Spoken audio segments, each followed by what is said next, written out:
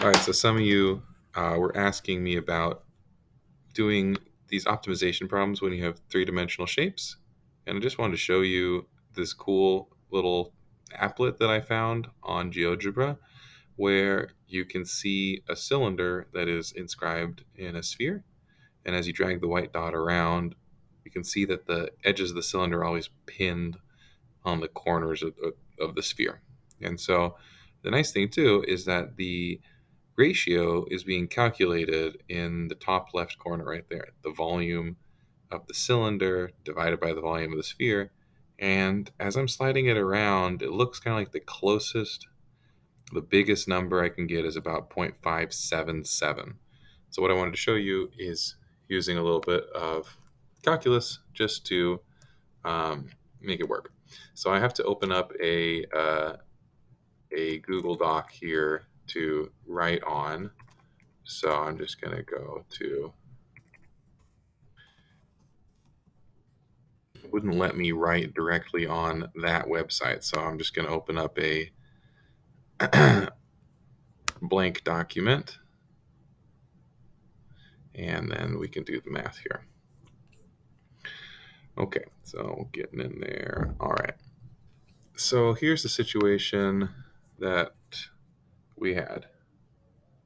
We had a sphere, and then inside that sphere, we had a cylinder like this. So let me draw the sphere a little bit better. Let's try that one more time. A sphere like this, and the cylinder hits it at the corners like that. And what we want to find is we want to find the biggest possible volume of the cylinder. And I know that the volume of a cylinder is pi r squared times h. Okay, so what I noticed when I was playing with that applet is that the center of the cylinder is the same as the center of the sphere. And so I know that this right here is the radius of the sphere. This right here is also the radius of the sphere. And then this right here is the height of the cylinder. And this right here is the radius of the cylinder. So we can set up Pythagorean theorem here.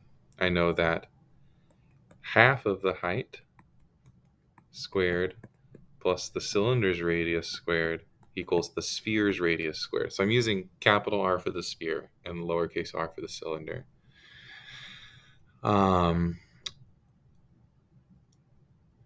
Great. And so what that tells me then is that the cylinder's radius is equal to r squared minus h squared over 4. If I square the 1/2, I get a fourth, and I just subtracted it over.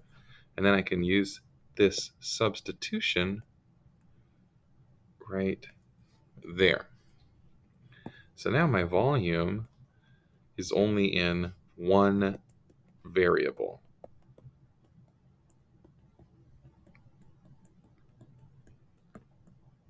What I'm going to do is take the derivative here and see what we come out with.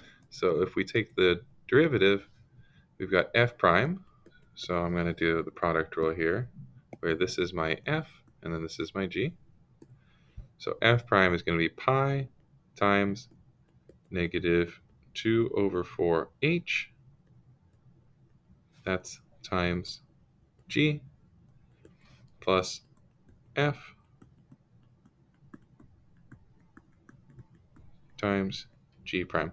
What I'm doing here is just imagining that the sphere is fixed, and I'm trying to find the biggest cylinder that fits within the sphere. That's why I'm treating the capital R as a constant, but treating the h as if it's a variable here.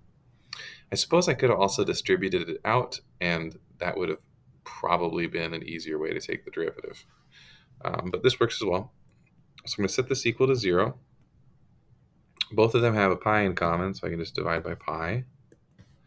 And what we end up with is, let's see, -1/2 h squared plus r squared minus h squared over 4 equals 0. So if I slide up here, then I can add those to the other side. 1/2 plus 1/4 is 3/4. So r squared equals 3/4 h squared. And so if I solve for h, 4/3 r squared. So h is equal to 2r over the square root of 3. And what this h is doing is this is going to maximize the volume of the cylinder inside of the sphere. And I know it's a maximum because if I go back down and if I take the second derivative here, I'm going to get negative values. So I know that that has to be maximum because the second derivative is negative, so I know we're concave down.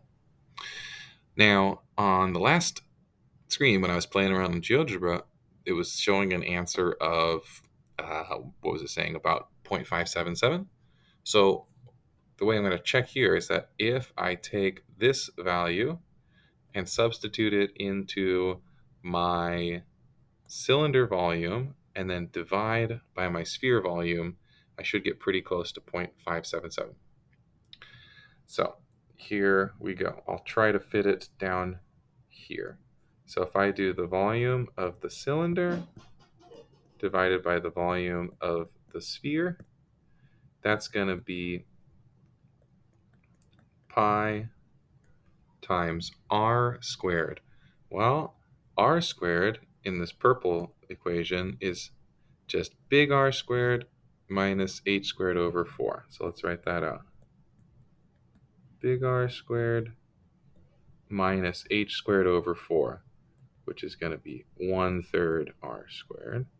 What I did was I looked right here and divided this by 4 because I'm looking at this substitution. And I multiply that by h. So 2r over square root of 3. That's the volume of the cylinder. And then the volume of the sphere, 4/3 pi r cubed. All right, let's get rid of some stuff. Pi cancels with pi. The top is r squared minus 1/3 r squared. So that's going to be 2/3 all r squared. So I'll just call this the ratio. So we have 2/3 r squared times 2r over root 3 divided by 4/3 r cubed. The nice thing is that this tells me it didn't matter what the radius of the big sphere was, which is kind of nice. And we end up with 2 times 2 over 3 times root 3. So 4 over 3 root 3 divided by 4/3. So everything cancels out except for the root 3. So we should get 1 over square root of 3. And so the last thing I want to check is, what do we get if we do 1 over the square root of 3? So if we do 1 over the square root of 3, so let's see, that's the same as the square root of 3 divided by 3. We get 0.577. I can keep going. So there you go. I just wanted to show the visual and then show how you can find the optimum height. So please comment, ask questions if you need anything. Thanks for watching.